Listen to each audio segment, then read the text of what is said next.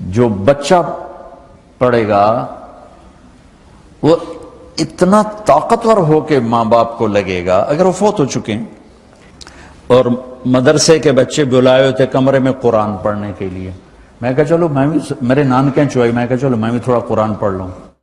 اللہ اللہ اللہ اللہ اللہ اللہ. ماں باپ زندہ ہیں, دعا لو. فوت ہو گئے ان کی قبروں پہ جایا کرو, وہاں بیٹھ کے قرآن پڑھا کرو. جو بچہ پڑھے گا وہ اتنا طاقتور ہو کے ماں باپ کو لگے گا اگر وہ فوت ہو چکے ہیں.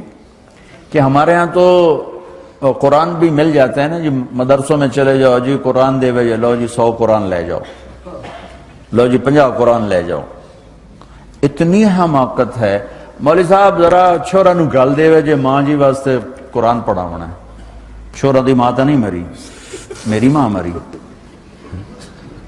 ہمارے ایک رشتہ داروں کے نا وہ تھا ختم, والدہ فوت ہو گئی تو میں بھی گیا ہوا تھا, تو بچے باہر بیٹھے سگریٹ پی رہے اور مدرسے کے بچے بلائے ہوتے کمرے میں قرآن پڑھنے کے لیے. میں کہا چلو میں بھی, میرے نانکیں چوئی, میں کہا چلو میں بھی تھوڑا قرآن پڑھ لوں. میں جا کے قرآن کھول کے پڑھنا شروع کر دیا. تھوڑی دیر بعد مجھے محسوس ہوا کہ یہ بچے قرآن نہیں پڑھ رہے.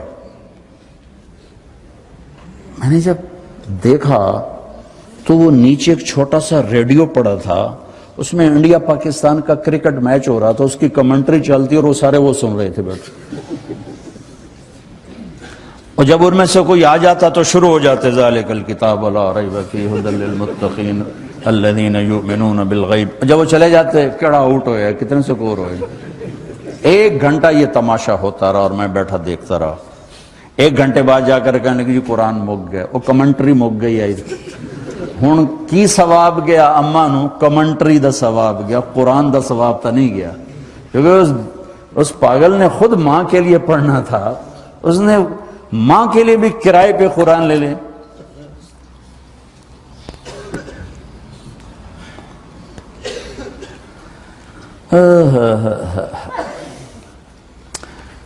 زندہ ہیں دعا لو, مر گئے ہیں ان کے لیے ان کی قبر پہ نہیں جا سکتے ہو. یہاں کی زندگی بہت تیز ہے, کبھی تو جایا کرو, کسی ویکنڈ پہ چلے جایا کرو, کسی اتوار پہ چلے جایا کرو, کسی ہفتے کو چلے جایا کرو, مہینے بعد 2 مہینے بعد, سال میں 1 دفعہ سے, کہ یہ ان کا حق ہے, ان کا حق ہے.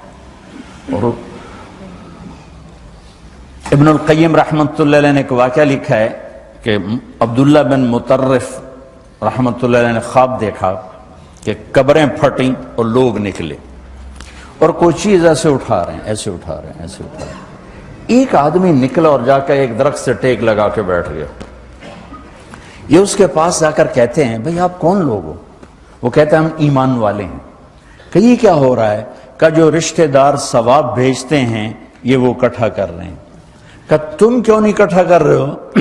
کہ میرا بیٹا حافظ قرآن ہے, 1 قرآن روزانہ ختم کر کے مجھے بھیج دیتا ہے, تو میں نے پرچون دی لوڑ نہیں رہ جاندی, میرا تھوک دا کام. کہ تیرا بیٹا کیا کرتا ہے؟ کہ اس کی مٹھائی کی دکان ہے بازار میں. آنکھ کھل گئی, صبح ہوئی تو پہنچ گئے, بازار کھلا, دیکھا تو ایک نوجوان بیٹھا ہوا اور مٹھائی بیچ رہا اور ہونٹ ہل رہے ہیں. پہلے اس کو نا چیک کرتے رہے, پھر اس کے پاس آئے, بیٹا تیرا نام کیا ہے؟ وہی نام تھا جو خواب میں سنا. یہ کیا پڑھ رہے ہو؟ کہ جو قرآن پڑھ رہا ہوں. کتنا پڑھتے ہو؟ 1 ختم روزانہ پڑھتے ہو. کیا کرتے ہو؟ کہ والد کو ایصال ثواب کرتا. کیا اتنی مشقت کیوں اٹھاتے ہو؟ کہ وہ میرے لیے بہت کچھ چھوڑ گیا, میں چاہتا ہوں میں بھی اس کے لیے کچھ حصہ بنتا رہوں. تو یہ والدین کے حقوق میں سے ہے